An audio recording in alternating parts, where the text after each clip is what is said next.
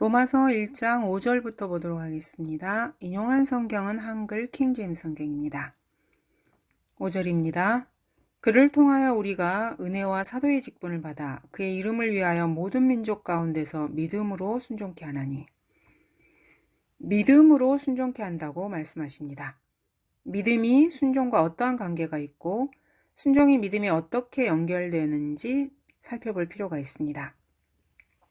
기본적으로 순종에서 믿음으로, 즉 순종함으로 믿음에 이르다라는 그런 뜻입니다.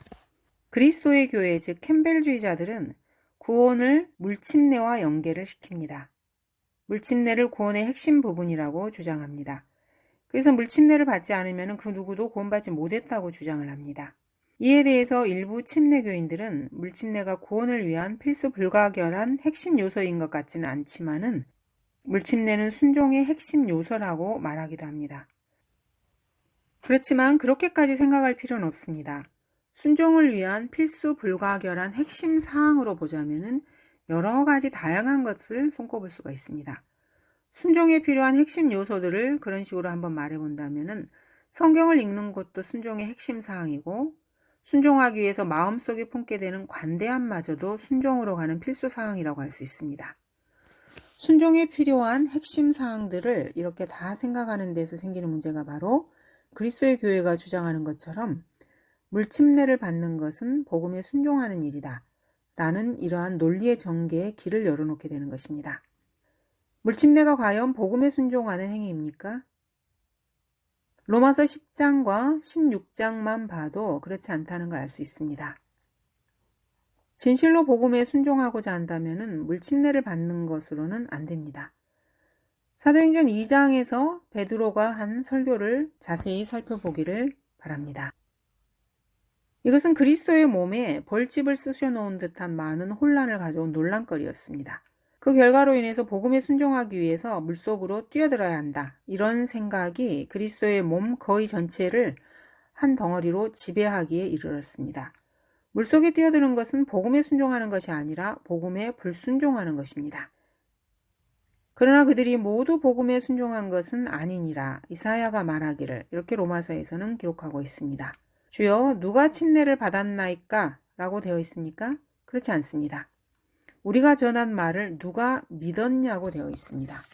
17절을 보면은 그러므로 믿음은 들음에서 나오며 들음은 하나님의 말씀에 의해서니라 라고 말씀하십니다. 아주 분명합니다.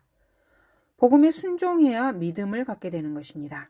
이 믿음은 하나님의 말씀을 듣는 데서 기인합니다. 그러므로 하나님의 말씀을 듣는 것이 곧 복음에 순종하는 것입니다. 복음에 순종하는 것은 그 복음 안에서 믿음을 실행하는 것이지 물속으로 뛰어들어서 침례받는 것이 아닙니다. 물침례를 받는 것으로는 하늘나라에 갈 수 없다는 것을 인정하는 것, 이것이 바로 복음에 순종하는 일입니다.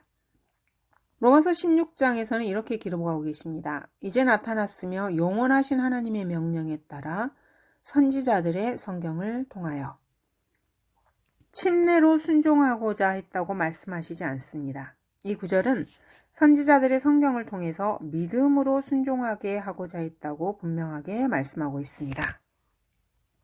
사도행전 2장에서 시몬 베드로는 유대인들에게 설교를 했습니다. 그리고 적어도 15년에서 16년이 지난 후에 사도행전 15장에서 이렇게 설교합니다. 많은 논의가 있은 후에 베드로가 일어나서 그들에게 말하기를 형제 여러분 당신들이 아는 대로 하나님께서 오래전부터 우리 가운데 택하시어 나의 입을 통하여 이방인들이 복음의 말씀을 듣고 믿게 하셨나이다. 마음을 아신 하나님께서 우리에게 행하신 것과 마찬가지로 그들에게도 증거하시어 성령을 주셨으며 우리와 그들 사이에 어떤 차이도 두지 아니하셨으니 그 다음으로는 믿음으로 그들의 마음을 정결케 하셨느니라 라고 말씀하고 있습니다.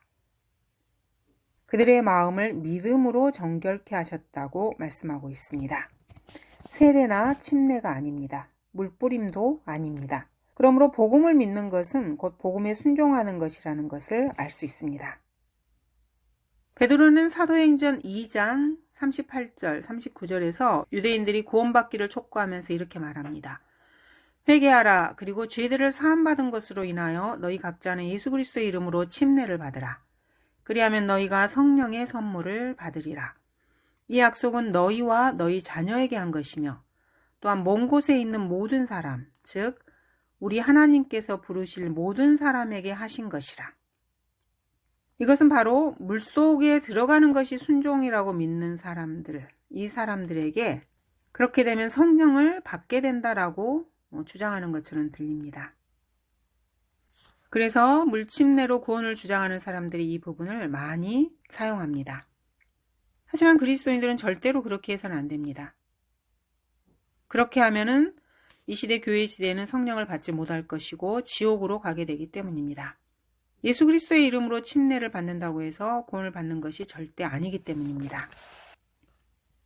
성경을 제대로 알지도 못하는 사람들이 사도행전 2장 38절을 가지고 이 시대에도 성령을 받고 구원을 받으려면 예수 그리스도 이름으로 침례를 받아야 한다고 주장하고 있습니다. 이들은 구원을 받기 위해서 사도행전을 뒤지고 있습니다. 하지만 그렇지 않습니다. 베드로가 이 설교를 시작하고 있는 부분을 읽어보면은 너희 유대 사람들과 예루살렘에 거하는 모든 사람들아 내 말에 경청하라, 이렇게 설교를 시작하고 있습니다. 그러면서 15절, 16절, 17절 설교를 쭉 이어가고 39절까지 이어가고 있습니다. 여기에는 그 어디에도 죄에 대한 피해 속죄 이야기가 단 한마디도 나오지 않습니다.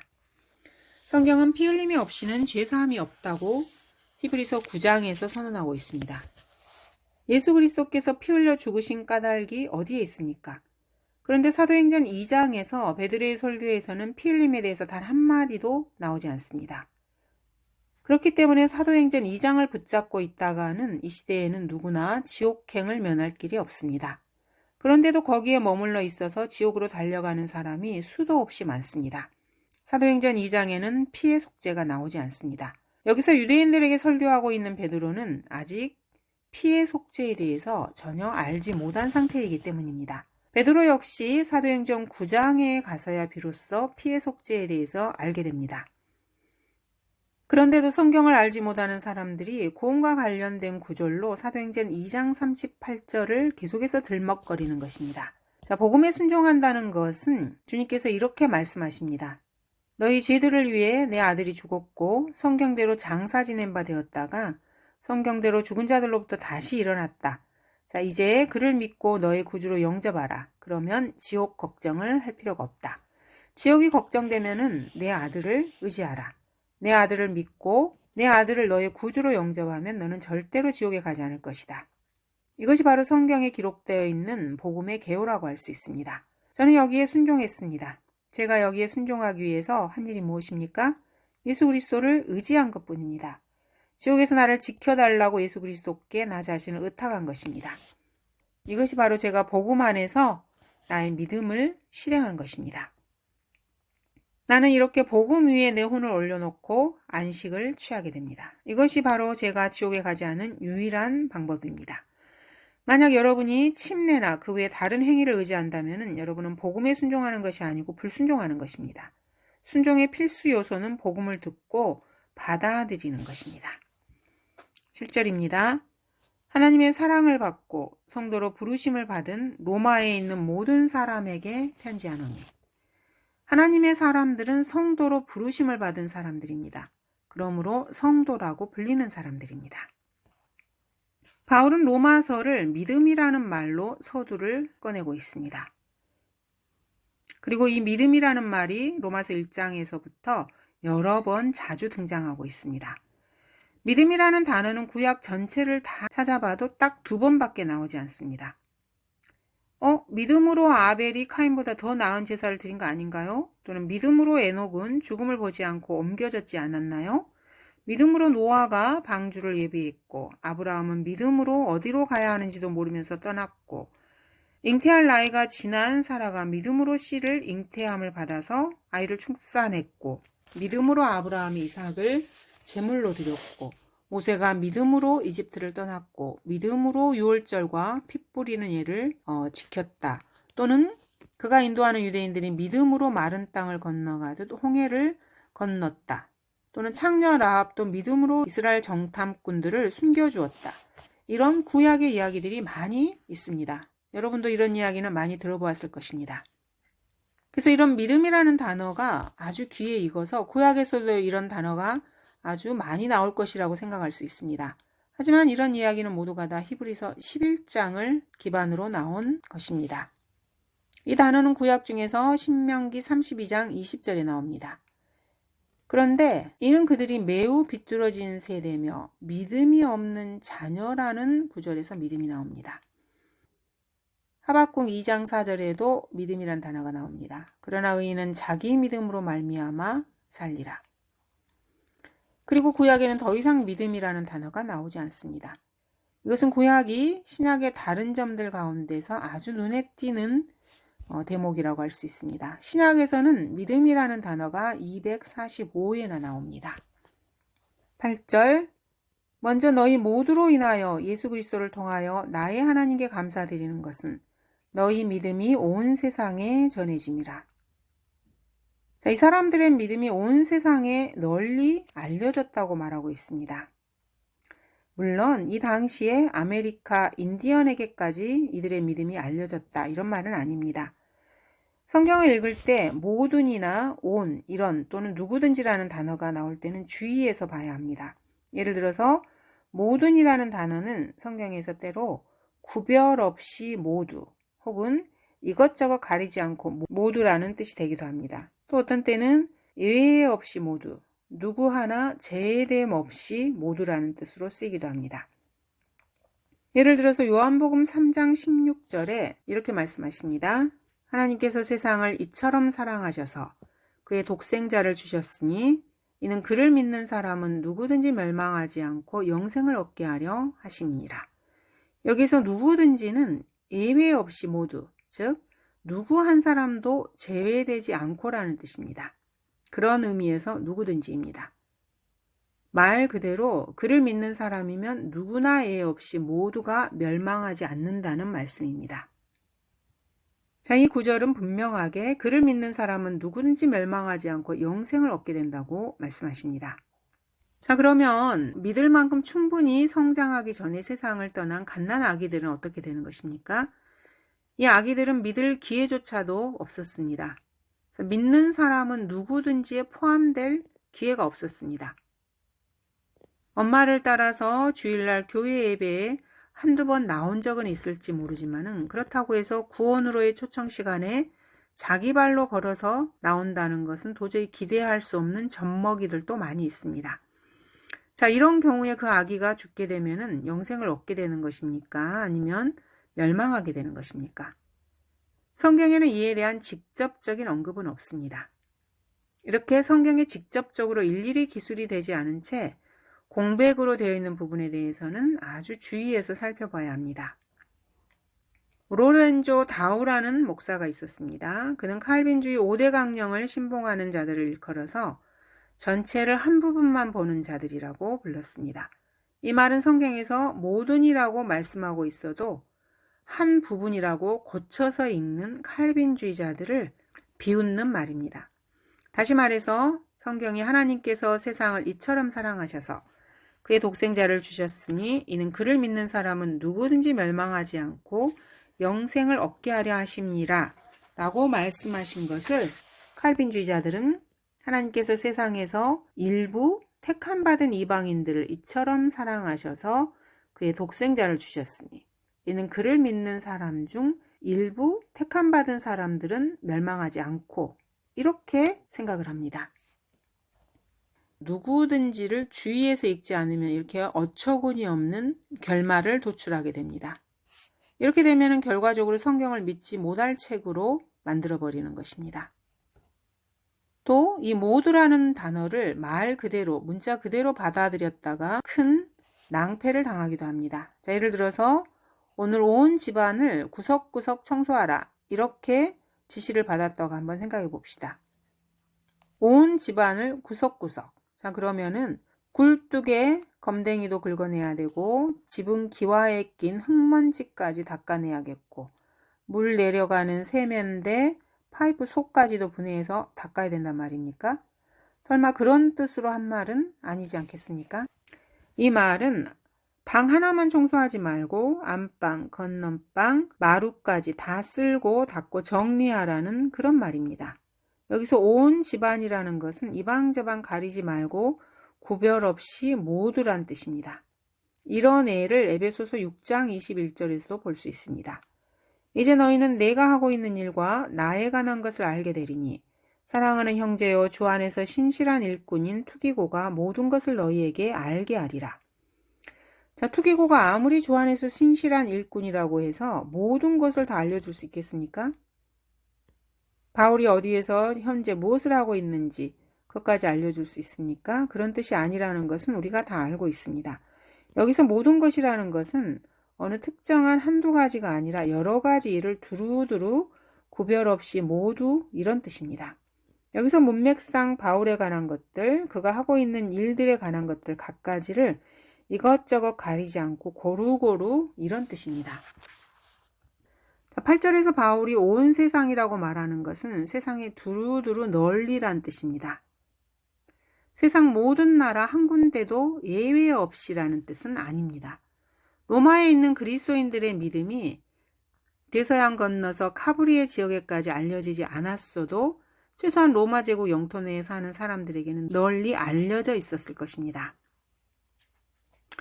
그 당시에 로마 제국은 골 지방, 즉 독일 지역이라든가 영국의 브리튼 섬, 아일랜드, 프랑스 등 유럽의 거의 모든 지역과 아프리카 일부까지 그 영토를 차지하고 있었습니다.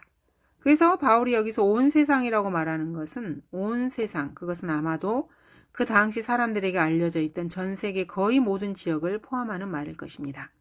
예외 없이 모두라는 의미를 강력하게 내포하고 있는 성경 구절의 대표적인 예를 하나 들어보겠습니다. 그가 모든 사람을 위하여 자신을 몸값으로 내어주셨으니 때가 이르면 증거되리라. 예수 그리스도께서는 이 지구상에 어느 누구 하나 예외 없이 그야말로 모든 사람을 위해서 자신을 몸값으로 내어주셨습니다. 9절 내가 그의 아들의 복음 안에서 나의 영으로 섬기는 하나님께서 나의 증인이시니 나의 기도에 쉬지 않고 항상 너희를 말하며.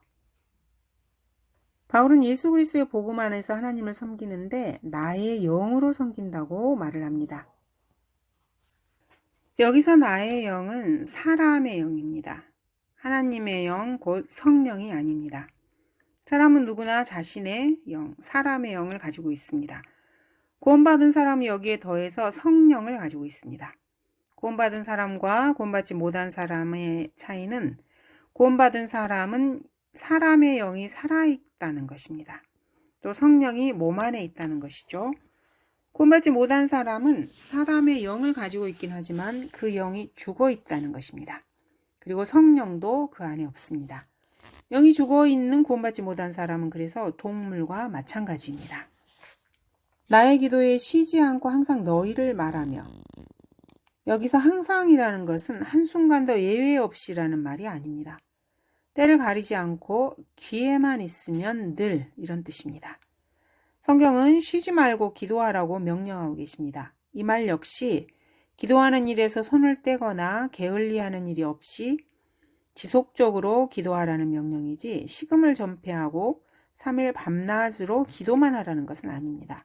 한 달 내내 기도만 하고 앉아있으라는 말씀도 아닙니다. 10절 어떻게 해서든지 이제는 내가 언제라도 하나님의 뜻에 따라 너희에게 나아갈 형통한 여정을 갖게 되기를 간구하노라.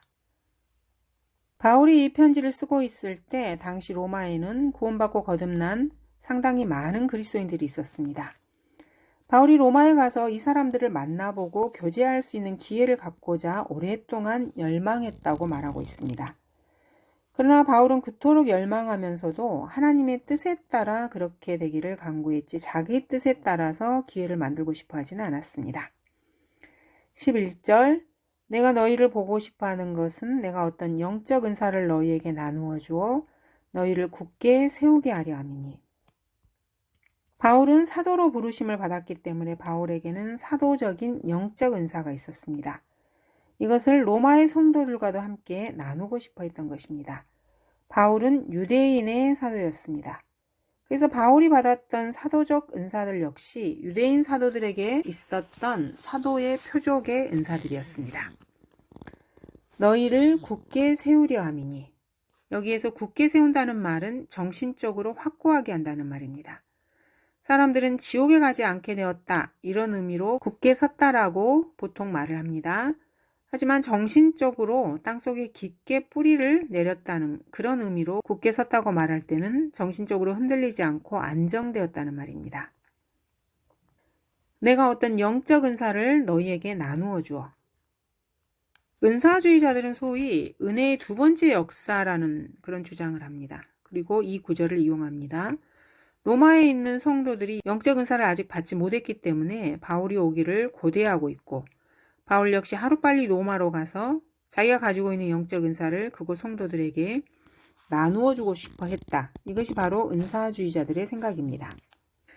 100%이 말이 틀린 것은 아니지만은 여기서 바울이 언급하는 은사는 영적 은사뿐입니다. 근데 문제는 은사주의자들이 이 정도 선에서 끝나는 것이 아니라는 점입니다. 그들은 이것저것 다른 구절들을 연결해서 아주 이상한 교리를 만들어냅니다. 이것이 바로 은혜의 두 번째 역사라는 교리입니다. 이들은 고린도후서 1장 15절을 이것과 연결시킵니다. 그리하여 나는 이러한 확신을 가지고 전에 너희에게 가려고 하였으니 이는 너희로 두 번째 은혜를 얻게 하려 함이라는 바울의 이 말에 대해서 두 번째 은혜라는 말을 끄집어냅니다. 그리고 그것을 어떤 영적 은사를 너희에게 나누어 준다는 로마서 1장 12절과 묶어둡니다. 그래서 은혜의 두 번째 역사라는 이상한 교리를 엮어내는 것입니다. 이 은혜의 두 번째 역사를 성령 강림의 두 번째 축복이라고도 이들은 부릅니다. 구원의 은혜가 하나님께서 베푸신 첫 번째 은혜라면은 성령을 주신 은혜는 그 첫 번째 은혜에 뒤이어 나오는 두 번째 은혜라는 주장입니다. 그들은 이 자신들의 이 두 번째 축복에 대한 성경적 근거를 갖기 위해서 로마서 8장 6절을 끄집어냅니다. 그러므로 우리가 디도에게 권하였던 것은 그가 전에 시작하였던 바와 같이 이 은혜를 너희 안에서도 완성시키라는 것이었느니라. 구원의 첫 번째 은혜에 성령을 받는 두 번째 은혜까지 더해질 때 비로소 은혜가 완성된다고 생각을 합니다. 하지만 이 구절에서 언급하고 있는 은혜는 이 사람들이 말하는 성령 강림의 은혜와는 완전히 다른 은혜입니다. 이 구절의 2절, 3절, 4절, 5절 그 앞을 차례로 읽어보면은 2절에서 풍부한 연보, 3절에서 능력에 따라 또 능력 이상으로 자원하여, 4절에서 우리가 은혜를 받을 것과 성도들을 섬기는 일, 먼저 자신들을 주께 드리고, 5절에서 우리에게 이 은혜를, 이렇게 쭉 이어집니다. 그래서 여기서 은혜라고 하는 것은 다름 아닌 연보를 말하는 것입니다. 전체 문맥을 보면은 아주 쉽게 알 수 있습니다. 그런데 은사주의자들은 이러한 문맥을 전혀 고려하지 않습니다. 6절 한 절에 시선을 고정시키고 은혜를 완성시키는 것, 이 말만 살짝 뽑아서 자신들의 교리를 뒷받침하게 하는 것입니다. 고린도후서 1장 15절을 살펴봄으로써 이들이 주장하고 있는 성령을 받는 두 번째 축복 혹은 두 번째 은혜의 실체를 보고자 합니다. 11절을 보면은 이렇게 되어 있습니다. 너희도 우리를 위하여 기도로 협력하라. 이는 많은 사람으로 인해 우리에게 내린 은사에 대하여 우리를 대신하여 많은 사람이 감사하게 하려 함이라. 바울은 지금 우리에게 보내준 은사에 대해서 많은 사람들이 우리 대신 감사를 표해 주길 바란다고 말합니다. 즉 성도들이 보내준 재정적 지원에 대해서 감사를 하고 있는 것입니다. 이 감사한 마음을 많은 사람들이 함께 표명해 주기를 지금 기대하고 있습니다. 그래서 이 구절에서 은사라는 것은 우리가 흔히 말하는 영적 은사가 아니고 헌금을 말합니다. 이 역시 어렵지 않게 알 수 있습니다. 문맥의 흐름으로 보아서 15절에서 은혜라는 단어 역시 성도들이 보내준 물질적인 후원금을 말한다는 것을 알 수 있습니다. 그런데도 이러한 단어나 어구들을 은혜의 두 번째 역사나 성령 강림의 두 번째 축복, 이렇게 주장하는 것은 참으로 말도 되지 않은 교리라고 할 수 있습니다. 은사주의자들은 이렇게 2차적인 회심 체험이나 성령 체험, 성령의 증거 체험, 성령 세례, 성령 충만 체험, 이렇게 무슨 체험 같은 것을 아주 중요하게 여깁니다. 그렇지만 그러한 것들은 대부분 구원과는 아무런 상관없이 일어나는 일이라고 할 수 있습니다. 구원받은 사람에게 이런 일이 일어난다고 해도 그것은 구원받기 전에 옛사람에 의해서 일어나는 것입니다. 그리스도인들 역시 구원받은 후에 어떤 느낌이 올 수도 있고 감정의 변화가 올 수도 있습니다. 그렇지만 그리스도인들은 그런 감정을 결코 신뢰하지 않습니다. 그리스도인들이 신뢰해야 할 것은 오직 기록된 하나님의 말씀뿐입니다. 12절입니다. 이는 곧 내가 너희와 함께 있어 너희와 나의 믿음으로 인하여 서로 위로를 받으려 함이라. 여기서 우리는 바울의 사람됨을 알 수 있습니다. 바울의 인간미를 볼 수 있습니다. 바울은 아주 높은 데 앉아서 밑에 있는 사람들을 도와주려 하는 그런 모습이 아닙니다. 바울의 인간미 넘치는 모습은 고린도 후서를 읽어보면 더 잘 알 수 있습니다. 고린도 후서에서 그는 마치 사적인 편지를 쓰듯이 글을 쓰고 있습니다. 거기에서 무슨 교리 같은 것을 끄집어내 어려운 문제를 생각하게 하는 것이 아닙니다. 이것저것 친구에게 이야기하듯이 현실적인 이야기들을 기술하고 있는 것입니다. 13절 형제들아 이제 나는 너희가 모르는 것을 원치 아니하노니 내가 다른 이방인들 가운데서와 마찬가지로 너희 가운데서도 다소 열매를 거둘까 하여 여러 번 너희에게 가려고 시도하였으나 지금까지 방해를 받았느니라. 여기서 너희는 성도들뿐 아니라 바울이 여기서 너희라고 부르는 사람들 가운데는 구원받지 못한 이방인들도 포함되어 있습니다. 15절에 그러므로 나로서는 로마에 있는 너희에게도 복음을 전할 준비가 되었다라는 말씀에서 이를 분명하게 잘 알 수 있습니다. 바울은 이방인들을 그들의 혼을 예수 그리스도께로 이겨오기를 고대하고 있습니다. 그래서 로마서는 로마에 있는 성도들만을 대상으로 한 것이 아닙니다. 예수 그리스도의 부르심을 받은 사람들뿐 아니라 로마에 있는 모든 사람에게 보낸 서신서가 바로 로마서입니다.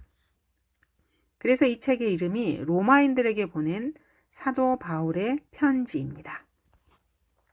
바울은 이 편지를 쓰면서 로마에 있는 성도들을 만나고 싶어 했고 또 성도들 주변에 있는 구원받지 못한 혼들도 생각하면서 불행의 열정에 불타고 있었습니다. 4절 헬라인들이나 야만인들이나 지혜 있는 자들이나 어리석은 자들에게나 내가 다 빚진 자로다. 이것은 바울뿐 아니라 모든 그리스도인들에게 해당하는 말씀이라고 할 수 있습니다. 그리스도인들은 국적이나 인종, 신분, 사회계급 그 무엇을 가릴 것 없이 모든 사람들에게 사실은 빚진 자들입니다. 그리스도인들은 모두가 구원받는 순간에 도저히 갚을 수 없는 큰 빚을 지게 되었습니다.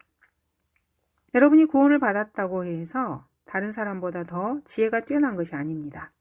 다른 사람들이 구원받지 못했다고 해서 그 사람이 구원받지 못한 사람이 여러분 구원받은 여러분보다 더 멍청하기 때문이라는 증거는 없습니다. 여러분이 다른 사람보다 나은 것이 하나도 없는데도 주님께서는 그냥 여러분에게 선을 베풀어 주시고 여러분에게 그런 특권을 주신 것입니다. 그러므로 여러분이 구원받은 사람이라면 여러분은 주님께 큰 빚을 지게 된 것입니다.